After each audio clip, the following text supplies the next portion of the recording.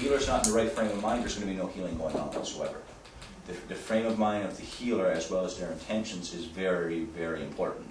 And they have to be as kind of grounded and as spiritually full, but yet spiritually free as they can be. So typically what they would do is, at the beginning, they pray to the sun for things from the sources that had gathered. So, of course, that being said, of course, the sun is what nourishes the plants, nourishes all the life on Earth. And without the sun, we don't have any photosynthesis, we don't have any kind of Krebs cycle that goes on in our body, we don't have any of these cycles that are necessary for we don't have the rainfall or any of the things. Without the sun, the tides, everything goes away. So right away they give thanks, of course, for the sun. The next thing they do is they make an offering, is made to the plant. There's a few things that they had said that they gave. Some actually gave sweetgrass, which I found kind of weird, because I thought that was more of a cleansing type thing. But another one that they talked about was using cornmeal. And I don't know why cornmeal. I guess in kind of a lot of I know Southern American tribes, as well as kind of Southern North American tribes, that corn is a very blessed herb amongst them. So I don't know if the cornmeal is because it's one of their sacred herbs for you. But what they do is they basically tell the plant their name and that they wish to use its properties for healing. And as they said, the one thing I found interesting was when they ask permission, of course, of the plant to be allowed to pick it, and the answers are subjective. So as they say, it comes in the form of, vibration, wind, intuition. They're like, okay, I'm sensing something here now. Or the other thing they talk about is they hear music and song and stuff, right? And so if you get a yes answer, you'll give an offering to the 7 directions as well, because you're grateful that you've been blessed enough to take this herb and use this medicine yourself, right? So they never take more than they need. But what I found very interesting was that in 3 of the sources, the other 4 didn't really say about it, is that if you're asking a certain plant for it, you cannot take that plant, because that's kind of your vessel to speaking with the spirit world and getting in contact with it. So if you see one plant by itself and that's the one you're talking to, they say you're not allowed to take it, because it's actually stealing from the spirit world, and you're not actually being grateful enough to go and take it from another place, right? Because they're kind of like the one that you speak to and gives you permission, is giving you permission to take one of the family, so to say. Don't know. Was there a cure to every ailment in our backyard? I believe that that's a true factor, because if we were created onto this planet, obviously the diseases that are here and stuff, and diseases that were going to afflict us, the Creator knew about this. But He also was kind and loving enough to be able to give us ways to deal with these things. But the worst thing that's going on now is we've clear-cut most of our natural forests now. So these forests, of course, are in ecosystems and a community in themselves. You can go in and, okay, I'm going to go in and cut the pine trees down. The rest of the trees are going to be okay. But the fact of the matter is, it's the same thing that, if we're in nature, and I've heard from different people that some people consider the coyotes to be pure evil, right? Because they don't they don't take the whole animal. But if you look at it from a different point of view, that when kind of a carnivore or predator attacks a big animal and stuff, and they have their fill themselves, what ends up happening then is the scavengers will start coming in. Then eventually the insects and the bugs and everything get in, bacteria, and basically use the whole animal up.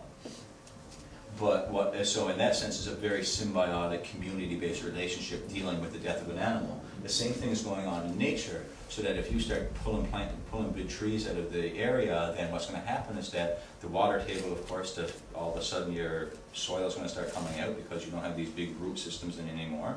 And as the soil starts coming out, all the nutrients leak out of the soil, so all the other plants that are around it will start dying, and the medicinal properties that they once had won't be there anymore.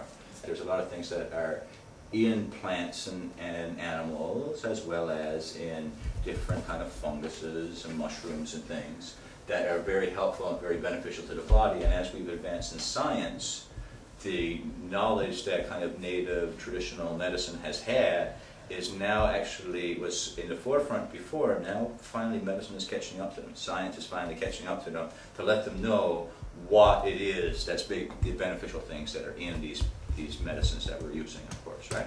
So the big thing they talk about are phytochemicals. And all they are naturally occurring chemicals that are found in plants. The other thing that we've realized is that what's happened now is that because of what we've done with our food sources and stuff, we've depleted all the good bacteria that are in our body. So we're killing off the bacteria that basically are, I guess, bad for our plants, so to speak, that basically eat the plants, destroy the plants, decrease crop output and stuff. But the other thing, the bad side of that is that with the good comes the bad. So we can use the good things and get rid of the bad bacteria, so we can have good plentiful growths and stuff. But the natural bacteria in the soil and stuff that, you know, years ago, like when kind of in the 30s, 40s and stuff, when there wasn't all this big processing of farms, you pretty much knew where your food was coming from. You knew that your buddy down the road was growing your vegetables, skipper down the road had the cows and these sort of things, you know. Maybe you were the one with the chickens and stuff. It was kind of a community thing. You knew where your food was coming from and how it was grown. And you know, back then they typically weren't spraying their lawns with pesticides and spraying their gardens with pesticides. They were using natural type things to keep kind of, I guess, pests at bay, right? But what that's caused is that it's caused all the enzymes that are typically in our belly to be deficient and in low quantity. So there's different ways of how to use it. A compress, of course, is a topical application. So what they do with that is they make it by soaking cloth strips in an herbal solution and then placing it on the skin. So of course, growing up at home and stuff and knowing things about kind of the little things we used to do, on the other side of the coin that we'll get to is what they talk about, like poultices and stuff, right? And of course with that, you know, I remember having a bread poultice because I had a cyst on my arm. So with that though, what would be the herbs and stuff is the bread poultice itself is placed directly on the skin, and then the bandage is kind of just to keep the herbs in there instead of the herbs being soaked in it, right? So the decoctions, or decoctions, however you want to pronounce it, are teas made basically from the bark, berries, leaves, roots, or seeds of the plant. So it's made by simmering in a pot or a glass jar for about 20 minutes, and then after that basically they say you can do it different ways. You can add it with 2 ounces of water, an ounce of dried herbs, and then, you know, let it boil for 20 minutes, and then by the time it's that, you drain your herbs off, and what you're left with you kind of can drink. The other thing they talk about is essential oils, of course, and I've seen these now because I know my sister used to burn these things. And they're extracted from herbs by steam distillation or cold pressing and stuff, right? And of course, the big thing with essential oils, and some say that they're okay to ingest, but typically everything that I read about says don't take them, you don't put them in your mouth, they're for topical use only, right? Or for smelling or these sort of things, right? So the infusion is a different thing, so that's where the decoction comes in. It's a tea made by steeping the buds, flowers, or leaves, or other parts of the plant for several minutes in hot water. So there's a little difference there, right? Because with the decoction, what happens is that you are actually boiling it, so you're simmering it, and so you're letting it boil off. So you basically, what a lot of people find is that the infusion is a little bit easier to take, because the longer you kind of boil your herbs and stuff, the more that you get the phytochemicals you want out of it, but it comes to a point then that you'll start pulling your tannins out, and your tannins are what give you that terrible taste. The poultice, as I was saying, is kind of just a hot, moist herbal concentration made by placing herbs on a loose cloth and then applying them directly to the skin, right? So of course, the next one they talk about are powders. So they just dry herbs, grind them up, chop them, crush them, whatever way basically, but it's dried that they use, right? So the next thing they talk about is syrups, of course, because certain people don't like the taste of their herbal remedies and their concoctions that they have, so they need a little bit of flavor and stuff, right? So then with the herbs or teas, they add sugar or honey to the solution and boil. Oh, they're thinking it. Excuse me. My buddy in Edmonton actually made tinctures of, what did he put in that? He had, I know he had. Vodka usually. Well, it was vodka was the, I knew that alcohol he used. I'm trying to think what the herbs were. He used peppermint. Yeah. Basically use, put it in a 40 or 26 ounce bottle of booze, and then they put the dry or fresh herbs right into the bottle. And so you store it in a cool, dark place, but you have to go in every day and turn it and mix it and stuff, so that you basically get everything kind of flowing and stuff, right? And it's the same sort of thing as the way with vinegars and stuff, because I know he had also made a vinegar that was ginseng, just ginseng vinegar, because he was feeling sick this time, and he used rose hips as well, ginseng and rose hips. And he made it with apple cider vinegar. And of course, for that one, as he said, was that he took it out after 2 weeks, but they said not to stir it. And kind of places I looked, they didn't mention about kind of the storing it and to keep it in a dark place, but or that they didn't mention the stirring like they did with the tinctures as much as the vinegars. And he mentioned that after 2 weeks he didn't think it was strong enough, right?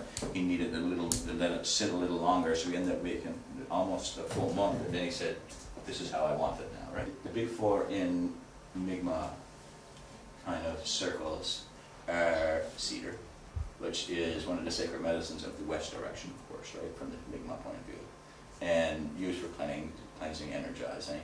It's interesting because it's used in different things, but I know they use it in sweat lodges, of course, and it's used for smudging, and some of us like to use it when we're roasting our cedar plank salmon, these sort of things, right? So then the next one, of course, is fungus, which is traditionally the Mi'kmaq medicine of the north direction.